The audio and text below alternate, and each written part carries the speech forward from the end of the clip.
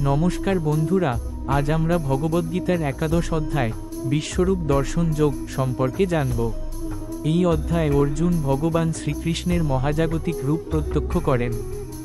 এটি এক অনন্য অভিজ্ঞতা যেখানে ঈশ্বরের সর্বব্যাপী এবং সর্বশক্তিমান রূপ প্রকাশ পায়। চলুন সহজ বাংলায় এর গভীর জ্ঞান ও মহিমা অনুধাবন করি। ভিডিওটি সম্পূর্ণ দেখুন এবং যদি ভালো লাগে চ্যানেলটি সাবস্ক্রাইব করতে ভুলবেন না। অর্জুন কৌতূহলী হয়ে জানতে চান ভগবান শ্রীকৃষ্ণের প্রকৃত রূপ কেমন। ভগবান শ্রীকৃষ্ণ অর্জুনকে ঈশ্বরীয় দৃষ্টিশক্তি প্রদান করেন, যার মাধ্যমে তিনি ভগবানের বিশ্বরূপ প্রত্যক্ষ করেন। দিব্যং দদামিতে চক্ষু পশ্যমে যোগমৈশ্বরম, অর্থাৎ আমি তোমাকে ঈশ্বরীয় চক্ষু দিচ্ছি, যার দ্বারা তুমি আমার যোগ মহিমা দেখতে পারবে। অর্জুন যখন ভগবান শ্রীকৃষ্ণের প্রকৃত রূপ সম্পর্কে জানতে চান, তখন শ্রীকৃষ্ণ বলেন যে তার ঈশ্বরীয় মহিমা বা বিশ্বরূপ মানুষের সাধারণ চক্ষু দিয়ে দেখা সম্ভব নয়। এজন্য তিনি অর্জুনকে দিব্য চক্ষু অর্থাৎ এক বিশেষ ধরনের ঈশ্বরীয় দৃষ্টিশক্তি প্রদান করেন, যার মাধ্যমে অর্জুন ভগবানের অনন্ত, অখণ্ড ও সর্বশক্তিমান রূপ দেখতে সক্ষম হন। এই শ্লোকের মাধ্যমে বোঝানো হয়েছে যে ঈশ্বরের প্রকৃত রূপ উপলব্ধি করতে আমাদের সাধারণ জ্ঞানের বাইরে যেতে হবে। এটি শুধুমাত্র আধ্যাত্মিক দৃষ্টিভঙ্গি এবং বিশ্বাসের মাধ্যমেই সম্ভব। আমাদের ইন্দ্রিয়জ চক্ষু এবং জ্ঞান ঈশ্বরের প্রকৃত মাহাত্ম্য উপলব্ধি করতে অসমর্থ। ঠিক যেমন একটি শিশু বৃহৎ মহাবিশ্বের কার্যকলাপ বুঝতে পারে না, তেমনি ঈশ্বরের অপার শক্তি ও মহিমা বোঝার জন্য আমাদের এক বিশেষ দৃষ্টিভঙ্গি প্রয়োজন। ভগবান শ্রীকৃষ্ণ এখানে অর্জুনকে শিক্ষা দেন যে তার যোগমায়া বা ঐশ্বরিক মহিমা দেখতে হলে নিরাসক্ত চিত্ত এবং শুদ্ধ দৃষ্টিভঙ্গি প্রয়োজন। তার বিশ্বরূপ অসীম, সমস্ত সৃষ্টি, ধ্বংস এবং পুনর্নির্মাণের প্রকাশ, এমন কিছু যা আমরা সাধারণভাবে উপলব্ধি করতে পারি না।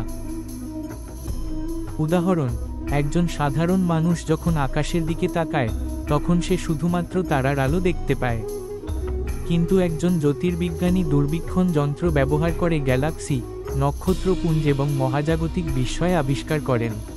ঠিক তেমনি ঈশ্বরীয় দৃষ্টিভঙ্গি ছাড়া আমরা সৃষ্টির গভীর অর্থ ও ঈশ্বরের মহিমা বুঝতে পারি না। যেমন কোনো মানুষ যদি কেবল সাদা কালো চশমা পরে থাকে, তবে সে পৃথিবীর বিভিন্ন রং দেখতে পারবে না, কিন্তু রঙিন চশমা পরলে সে সেই সৌন্দর্য উপভোগ করতে পারে। ঈশ্বরের মহিমা দেখতে হলে আমাদের আধ্যাত্মিক চশমা দরকার, যা আধ্যাত্মিক চেতনা বা বিশ্বাস দ্বারা সম্ভব। ভগবানের এই মহাজাগতিক রূপ দেখে অর্জুন অভিভূত হয়ে পড়েন। তিনি বুঝতে পারেন ভগবানের প্রকৃত শক্তি এবং মহিমা। নমঃ পুরস্তাদৎ পৃষ্ঠতস্তে নমোজস্তুতে সর্বতে সর্ব, অর্থাৎ আমি তোমার সামনে, পেছনে এবং চারপাশে নমস্কার জানাচ্ছি। এই শ্লোকটি ভগবদ্গীতার 11তম অধ্যায় থেকে নেওয়া হয়েছে, যেখানে অর্জুন ভগবান শ্রীকৃষ্ণের বিরাট রূপ দর্শন করেন। ভগবানের এই মহাজাগতিক রূপে তিনি বুঝতে পারেন যে ভগবান সর্বত্র বিরাজমান। তিনি ভগবান শ্রীকৃষ্ণকে সম্মান জানিয়ে বলেন, আমি তোমাকে সম্মান জানাই, তোমার সামনে, তোমার পেছনে এবং তোমার চারপাশে। তুমি সর্বত্র আছো এবং তুমি সর্বশক্তিমান। অর্জুন এখানে ভগবান শ্রীকৃষ্ণের প্রতি তার গভীর শ্রদ্ধা এবং বিনয় প্রকাশ করেছেন। তিনি উপলব্ধি করেন যে ভগবান কেবল এক ব্যক্তি নন, তিনি সৃষ্টির সর্বত্র বিদ্যমান এবং তার শক্তি এবং মহিমা অসীম। এই শ্লোকটি আমাদের শিক্ষা দেয় যে ভগবান বা সৃষ্টিকর্তা সর্বত্র বিরাজমান। আমরা অনেক সময় ভাবি ভগবান কেবল মন্দির, গির্জা বা উপাসনালয়ে আছেন, কিন্তু প্রকৃত অর্থে ভগবান প্রতিটি জীব, বস্তু এবং ঘটনার মধ্যেই আছেন। শ্রদ্ধা জানানো মানে কেবল মাথা নত করা নয়, এর অর্থ হলো এই উপলব্ধি করা যে আমাদের জীবনের প্রতিটি মুহূর্তে এবং প্রতিটি পরিস্থিতিতে ঈশ্বরের অস্তিত্ব রয়েছে। উদাহরণ, যখন আমরা কোনো দরিদ্র মানুষকে সাহায্য করি, তখন আমরা ভগবানের এক অংশকেই সেবা করি, কারণ প্রতিটি জীব ভগবানেরই রূপ। যদি আমরা এটিকে উপলব্ধি করি, তবে আমাদের মন আরও উদার এবং হৃদয় আরও মমতাময় হয়ে উঠবে। আপনার বাবা মা, গুরুজন বা পরিবারের সদস্যরা হলেন ভগবানের প্রতিনিধি। তাদের প্রতি কৃতজ্ঞতা প্রকাশ করে আপনি ভগবানের প্রতি শ্রদ্ধা জানান। তারা যদি না থাকতেন তাহলে হয়তো আপনি এই পৃথিবীতে আসতে পারতেন না। কোনো কঠিন সময় এলে আমরা প্রায়ই মনে করি সবকিছু শেষ হয়ে গেছে, কিন্তু একটু ভেবে দেখুন, অনেক সময় সেই কঠিন মুহূর্তই আমাদের নতুন কিছু শেখায় বা আরও শক্তিশালী করে তোলে।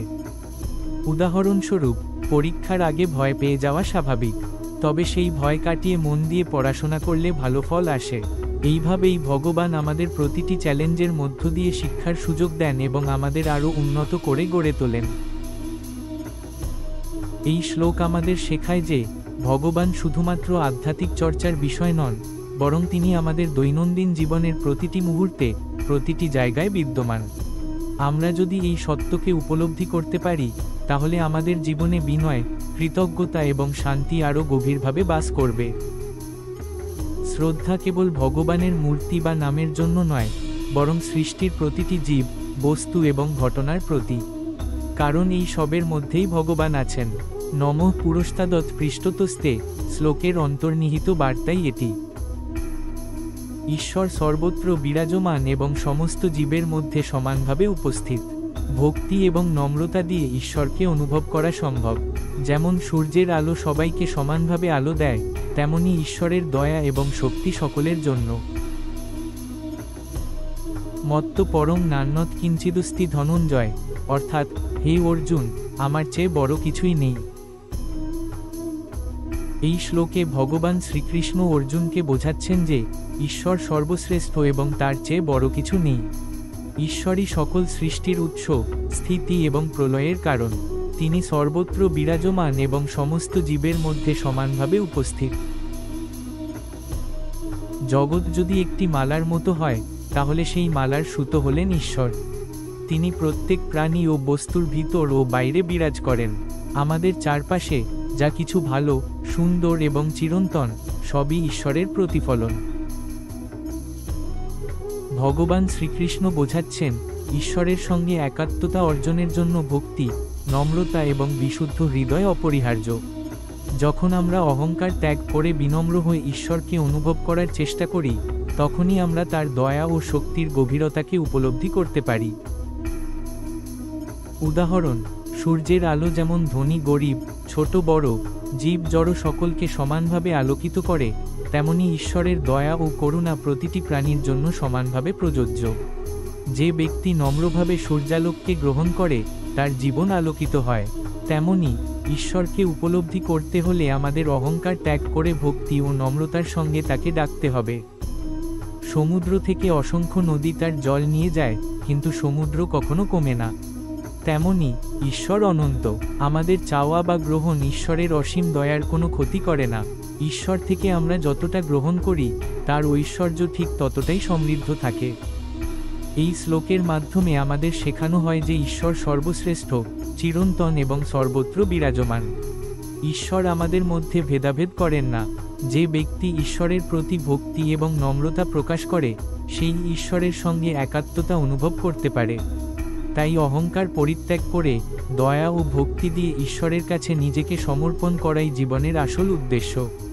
বন্ধুরা, বিশ্বরূপ দর্শন যোগ আমাদের শেখায় ঈশ্বরের শক্তি ও মহিমা অসীম। এই জ্ঞান আমাদের জীবনকে আরও গভীরভাবে উপলব্ধি করতে সাহায্য করে। ভিডিওটি যদি ভালো লেগে থাকে, তবে লাইক করুন, শেয়ার করুন এবং চ্যানেলটি সাবস্ক্রাইব করুন। আগামী ভিডিওতে আমরা আরও নতুন বিষয় নিয়ে আসব। ধন্যবাদ।